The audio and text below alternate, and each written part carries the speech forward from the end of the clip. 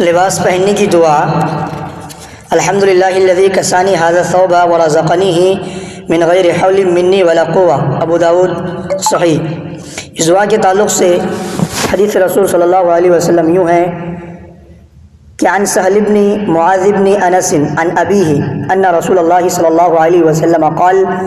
من اکل طعاما ثم قال الحمدللہ الذی اطعمنی ھذا الطعام ورزقنیہ من غیر حول منی ولا قوہ غفر له ما تقدم من ذنبه وما تأخر۔ قال ومن لبس ثوبا فقال الحمد لله الذي كساني هذا الثوب ورزقنيه من غير حول مني ولا قوة غفر له ما تقدم من ذنبه وما تأخر۔ معاذ بن انس رضی اللہ تعالیٰ عنہ روایت کرتے ہیں کہ رسول اللہ صلی اللہ علیہ وسلم نے فرمایا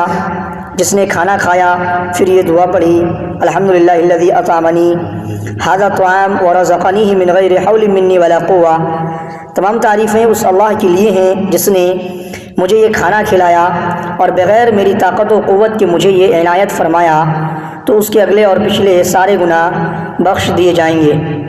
نیز فرمایا جس نے نیا کپڑا پہنا پھر یہ دعا پڑھی الحمدللہ الذی کسانی ھذا الثوب ورزقنیہ من غیر حول منی ولا قوہ، تمام تعریفیں اللہ کے لیے ہیں جس نے مجھے یہ کپڑا پہنایا اور میری طاقت و قوت کے بغیر مجھے یہ عنایت فرمایا، تو اس کے اگلے اور پچھلے سارے گناہ بخش دیے جائیں گے۔ تخریج الحدیث سنن ترمذی حدیث نمبر 3458، سنن ابن ماجہ الاطعمہ حدیث نمبر 3285، وقد اخرجہ مسند احمد جلد نمبر 3 حدیث نمبر 439، سنن دارمی